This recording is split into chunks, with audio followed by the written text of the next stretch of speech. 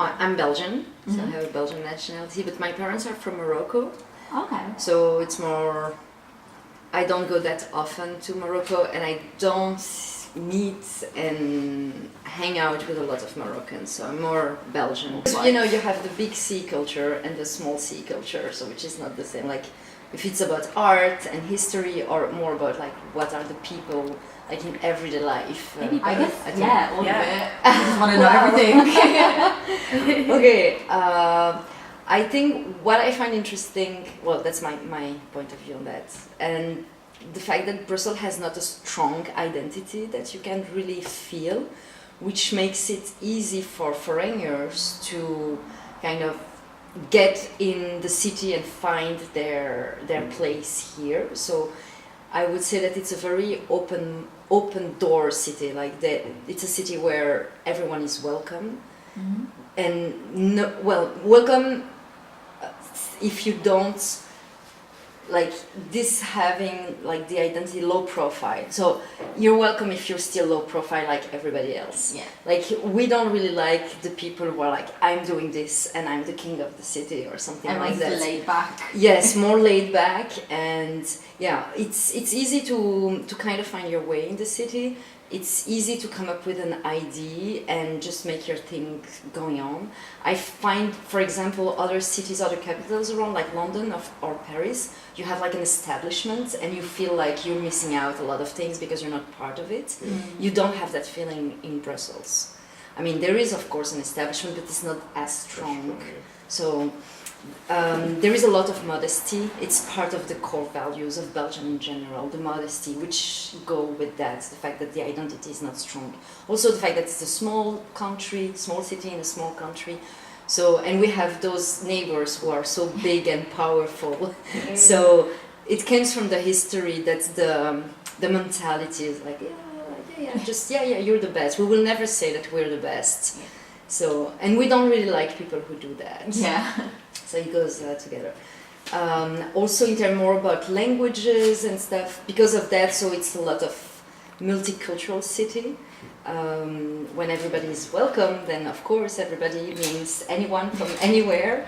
So you have a lot of languages when you walk around the city. First, Brussels was a Flemish city. That's in the history of Brussels. Today, if you look at what we call the Bruxellaires, they are more French speaking. Actually, they say that it's like 80% French speakers. Very easily be in like this, what we call the Euro bubble, where you barely speak French or Dutch and everybody speaks English. Oh. But then it's like this kind of weird, like it's a bubble, so people stay together and they don't really mix with the rest of the city. So, and if I meet someone from that bubble and say, wow, you're Belgian, that's the first time I meet a Belgian. I know so many Belgians, so it's not normal. So it doesn't mean that we do not exist, it just means that that person doesn't go out of the ghetto. It's like a little ghetto around the European Parliament. Oh yeah. So, and then there everybody speaks English. I'm still surprised to have some of my friends who do not speak very well English, actually. Is it taught at school? Yes, in school. But then you have these rules in school that when it comes to school, we have the community. So you have the Flemish community and the French-speaking community.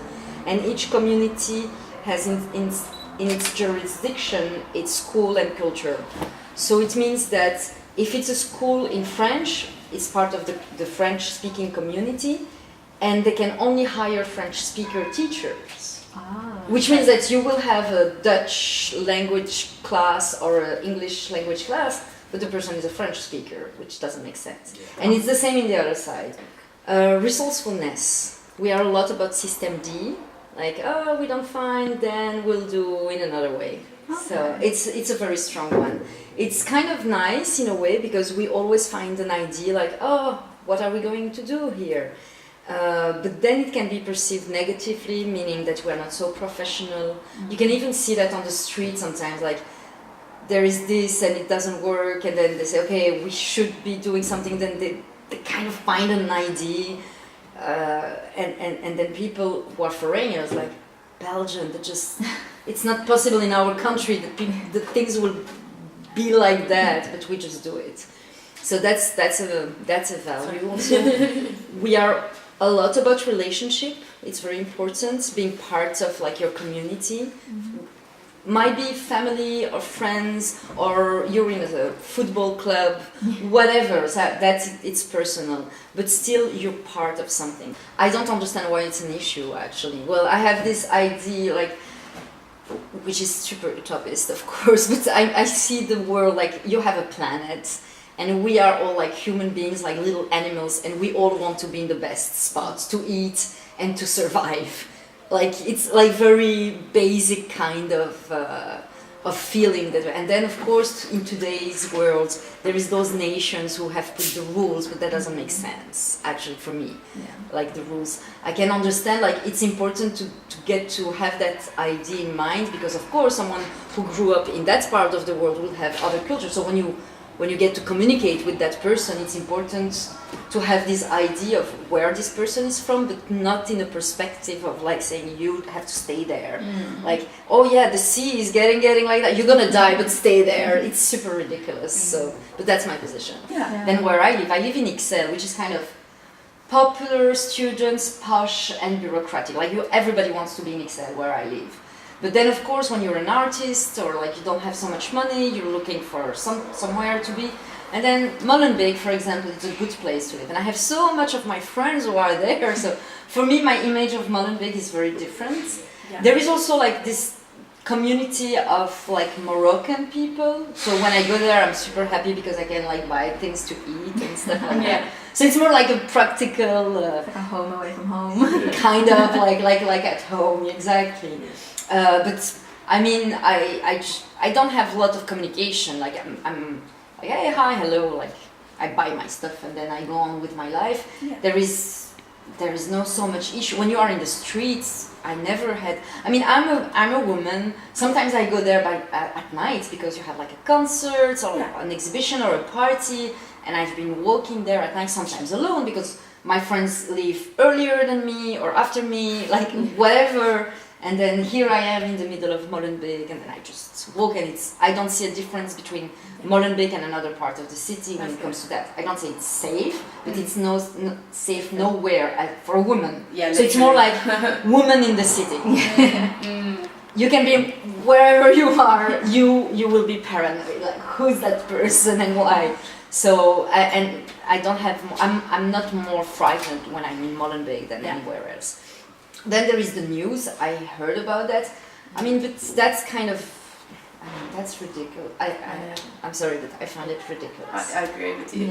So it's too much, and I can get, well, none of my friends think like the taxi driver things, but of course I mean, most of my friends, we are all those liberal, artsy, intellectual people. Like I'm not sorry about that, but I know. I mean, I just have to recognize that this is the kind of people I go with. So we don't have that kind of idea, and we don't have so much talk with people who think differently because we don't want to hear that kind of crazy thing.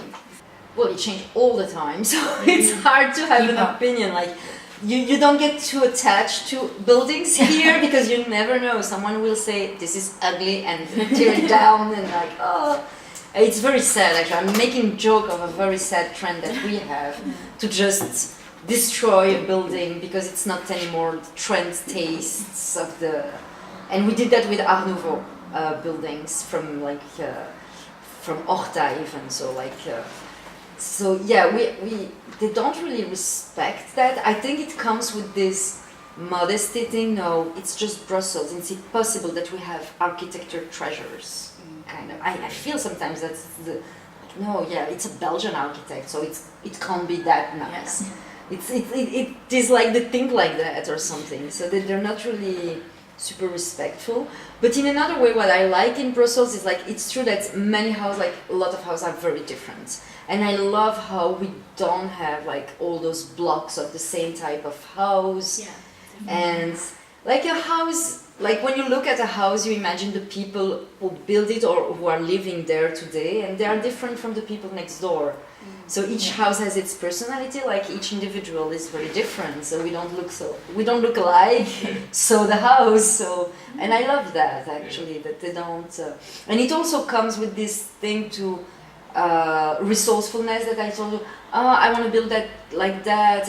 But the rules say that. But okay, you can do it anyway. Like more laid back. Also, when it comes to rules, actually. Which can be perceived negatively as favoritism, for example. Like, I agree that you do that, but I won't agree for you. Like, why do you agree for her?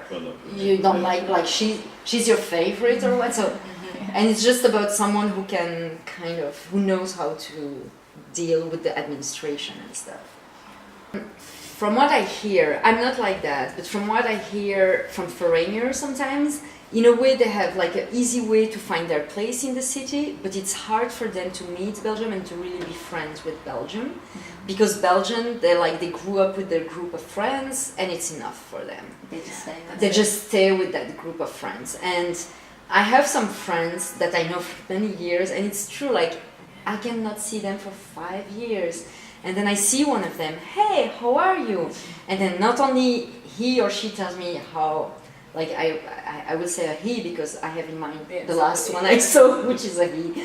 And then say, hey, how are you? I'm fine. And then he gives me news from all the friends, like all the group, and this one, and he has a kid now, and this one divorced. I said, do you still see them? Well, I'm very busy, so I don't see friends that many times, but when he sees friends, that's them. Yeah. So it's kind of crazy, and I'm like, they still are all together. There is no new faces or something. This is for me very weird, actually.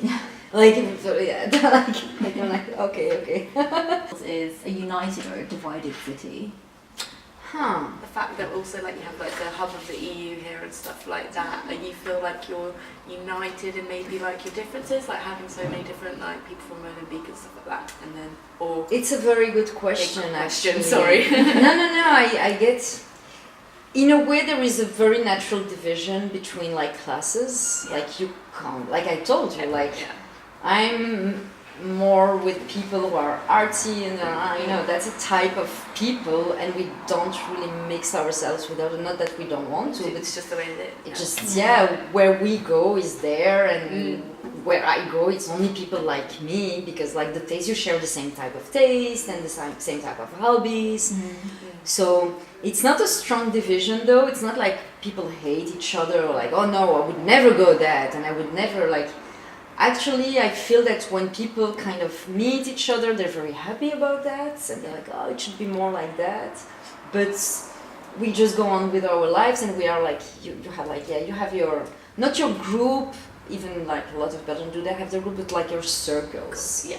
So, is it a division? Like, division sounds like a very strong word, but in a way that's the reality. I can't deny that reality. If someone meets someone from another group, there is no strong reaction against that. So in that way, it's not such a big problem. Like, well, it could be better, but I don't feel that it comes from a place of hate and we're better than them and we don't mix. It's not causing issues. But it's just the reality. Like people live there and they have their work and lifestyle, and those people has different lifestyle, and then it's hard. But then you have like, that's why we feel and that's where we're not so divided, because every people in Brussels kind of complain about the bubble. Because we all feel that the bubble is like an alien organism inside the Brussels organism, kind of. Like, it's like you have Brussels, and in a way the division is not so strong, even though the reality, as I told you, is social, etc.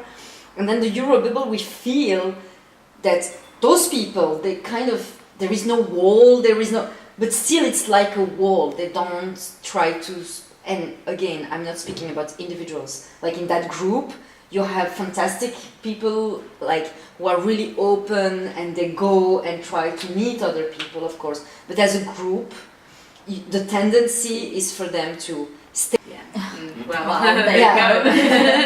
go. So, and then we all feel that they are different. So it's kind of, So when I think about that, I say, okay, so we're not that much divided as we sometimes feel we are, Yeah. because we kind of share the same idea about this Eurobubble thing. Yeah. So it means that there are us and there are them, and the them here it's this part, and it's not like